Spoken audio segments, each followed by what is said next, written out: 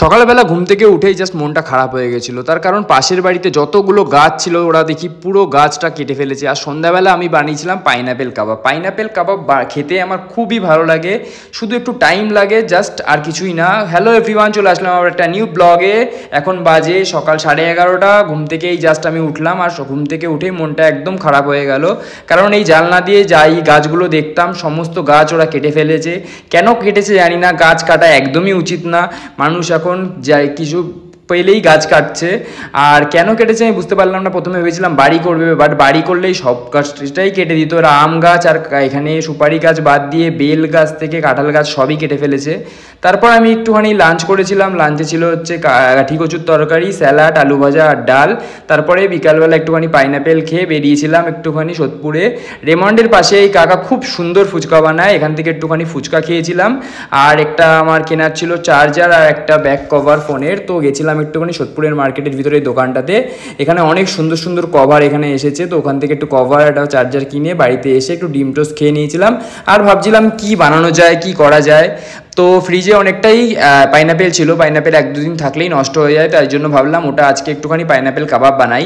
এর আগেও তোমরা হয়তো দেখেছো আমার ভিডিওতে আমি বানিয়েছি পাইনাপেল কাবাব। এটা সত্যি বলছি, তোমরা প্লিজ বানিয়ে দেখো, অসাম লাগে খেতে। এটা খেলে তোমরা জাস্ট প্রেমে পড়ে যাবে এটার।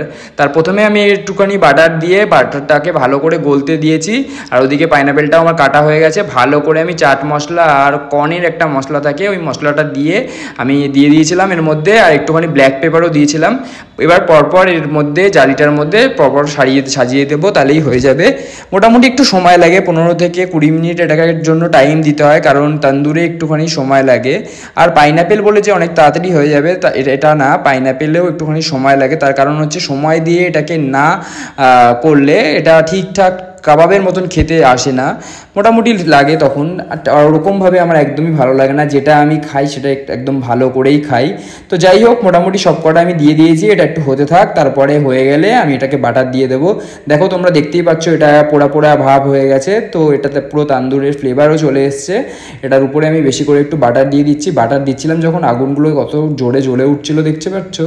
তো তোমরা আমি প্লিজ বলবো যে এটা বানিয়ে বাড়িতে টেস্ট করে দেখো, তো আশা করি তোমাদের খুবই ভালো লাগবে।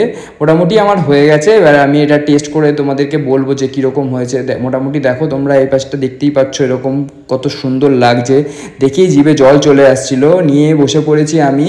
এটা জাস্ট ফার্স্ট বাইটটা খেতেই না আমার মুখটার মধ্যে ব্লাস্ট করলো। অসাম খেতে হয়েছিল। প্লিজ তোমরা বাড়িতে টেস্ট করে দেখো। ভিডিওটা ভালো লাগে লাইক, কমেন্ট, শেয়ার, পেজটাকে ফলো করে দিও। দেখা হচ্ছে নেক্সট ব্লগে। টাটা।